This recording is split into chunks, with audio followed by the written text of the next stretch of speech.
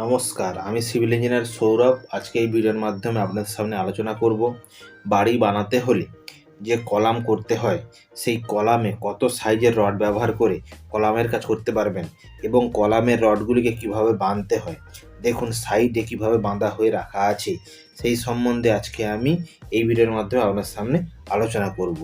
এবং কলামে কত যে দূরত্ব দেওয়া হয়, ডেভেলপমেন্ট লেন্থ বা লেন্থটা কত দূরত্ব দেওয়া হয় এবং কত সাইজের আপনাকে রিং ব্যবহার করতে হবে, সেই সম্বন্ধে আজকে আমি এই ভিডিওর মাধ্যমে আপনাদের সামনে তুলে ধরব। ভিডিওটি প্রথম থেকে শেষ অবধি দেখলে অবশ্যই বুঝতে পারবেন যে বাড়ি বানাতে হলে কলামের রডটি কিভাবে বাঁধতে হবে এবং কলামের রডে যে বিশেষ বিশেষ গুণগুলি রয়েছে বা বিশেষ বিশেষ ইম্পর্টেন্ট যে তথ্যগুলি রয়েছে, যে রিং কীভাবে বাঁধতে হবে, রিংয়ের সাইজ কত হওয়া প্রয়োজন এবং কলামে যে রডগুলি দেওয়া হয় সেটি কতটা দূরত্ব দেওয়া প্রয়োজন, সেই সম্বন্ধে আজকে আমি এই ভিডিওয়ে আলোচনা করব। চলুন ভিডিওটি শুরু করি। দেখতে পাচ্ছেন সাইডে কলামের জন্য রডগুলিকে কাটা হয়েছে এবং কলামের জন্য এগুলিকে বাঁধা হয়েছে এবং কলামের দেখুন সাইডে পিসিসি করা হয়েছে এবং এই পিসিসি করার পরেই আমরা ফুটিং জালিটি দেওয়া হয় এবং ফুটিং জালির ওপরে গিয়ে কলামের যে রডগুলিকে আমরা দাঁড় করিয়ে রাখি এবং সেখানেই কলামের ঢালাই করা হয়। এবং এই কলামের জন্য প্রথমেই যে রডটি ব্যবহার করতে হবে, যদি একতলা এবং দোতলা বাড়ির জন্য করে থাকেন তাহলে কলামের সাইজ 10 ইঞ্চি বাই 10 ইঞ্চি করতে হবে। অর্থাৎ দুই সাইডে 10 ইঞ্চি করে করলে আপনি একতলা বাড়ি বা দোতলা বাড়ি বানাতে পারবেন। কিন্তু আপনাকে কলামের দূরত্ব 10 থেকে 12 ফুটের মধ্যে হতে হবে বা এর থেকে কম হতে হবে, তাহলেই এই 10 ইঞ্চি বাই 10 ইঞ্চি কলামের সাইজ দিয়ে বাড়ি বানাতে পারবেন এবং কলামের রডগুলিকে সঠিকভাবে বাঁধলে আপনি সহজে দোতলা বাড়ির জন্য কাজ করতে পারবেন। দেখুন সাইডে কলামগুলির জন্য রডটি আগে থেকে বাঁধা হয়েছে এবং এখানে 4 পিস 16 এর রড ব্যবহার করা হয়েছে। অর্থাৎ দোতলা বাড়ির ফাউন্ডেশনের জন্য এখানে রডটি তৈরি করা হয়েছে। দেখুন কলামের এই রডগুলিকে বাঁধার পরে কেমন দেখতে হয়। দেখুন এগুলিকে সোজাভাবে বাঁধতে হয় এবং 90 ডিগ্রি ওলন ঝুলিয়ে অবশ্যই আপনাকে দেখে নিতে হবে যে কলামের রডগুলি সঠিকভাবে বাঁধা হয়েছে কিনা এবং ফুটিং জালির ওপরে গিয়েই কলামের রডগুলিকে বাঁধা হয়ে থাকে এবং এই বাঁধা হয়ে গেলে তাহলে আপনি ঢালাইয়ের কাজটি বা ফাউন্ডেশনের যে ঢালাই সেটি করতে পারবেন।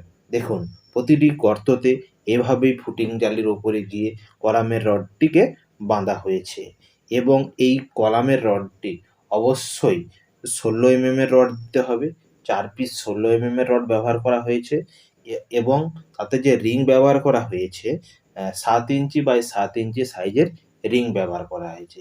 অর্থাৎ 10 ইঞ্চি বাই 10 ইঞ্চি কলামের জন্য 7 ইঞ্চি বাই 7 ইঞ্চি সাইজের রিংটি ব্যবহার করতে হয় এবং অবশ্যই 135 ডিগ্রি অ্যাঙ্গেলে আপনাকে হুকটি দিতে হবে। এই জিনিসগুলি অবশ্যই আপনাকে কাজের সাইডে লক্ষ্য রাখতে হবে বা কাজটি ঠিক করে হয়েছে কিনা সেটি আপনাকে যাচাই করতে হবে।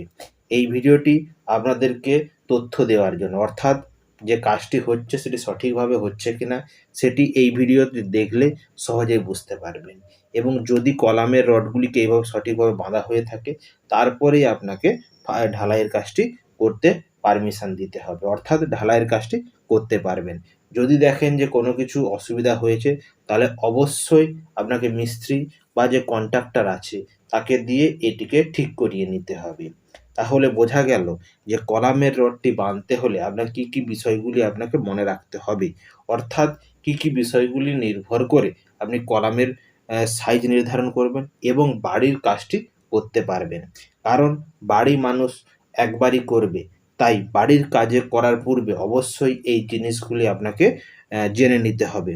তাই ভিডিওটি আপনাকে প্রথমেই দেখে নিলে আপনি বাড়ির কাজটি সহজেই করতে পারবেন। দেখুন এইভাবেই ফুটিং জালির উপরে কলামের রডগুলি রাখা হয়ে থাকে এবং তারপরেই ফুটিংয়ের উপরে ঢালাই করা হয় এবং তার পরবর্তী সময়ে কলামের যে 10 ইঞ্চি বাই 10 ইঞ্চি কলাম করা হয় সেটির ঢালাই করা হয়ে থাকে। এইভাবে যখনই বাড়ি বানাবেন এই জিনিসগুলি অবশ্যই আপনাকে মনের মধ্যে রাখতে হবে এবং বাড়ির কাজটি তাহলেই সঠিকভাবে সম্পন্ন হবে। অর্থাৎ বাড়ির কাজটি সঠিকভাবে করতে হলে এই বিষয়গুলি আপনাকে অবশ্যই মনে রাখতে হবে। এবং আরেকটি বিষয়, যখন ঢালাই করবেন তখন মাটি যেন ঢালাইয়ের মধ্যে না প্রবেশ করতে পারে, সেই জিনিসগুলি আপনাকে দাঁড়িয়ে থেকে লক্ষ্য করতে হবে। কারণ কংক্রিটের মধ্যে যদি মাটি প্রবেশ করে তাহলে কংক্রিটের ক্ষমতাকে কমিয়ে দেয়। তাই ঢালাইয়ের সময় অবশ্যই মাটিগুলিকে দূরে রাখার চেষ্টা করবেন, বা ঢালাইয়ের যে কংক্রিট মিক্সিং তার মধ্যে যাতে প্রবেশ না করতে পারে সেই দিকটি আপনাকে অবশ্যই লক্ষ্য রাখতে হবে। এইভাবে যদি কাজ করে থাকেন তাহলে এইভাবে 10 ইঞ্চি বাই 10 ইঞ্চি দেখতে কলামটি আপনি দেখতে পাবেন।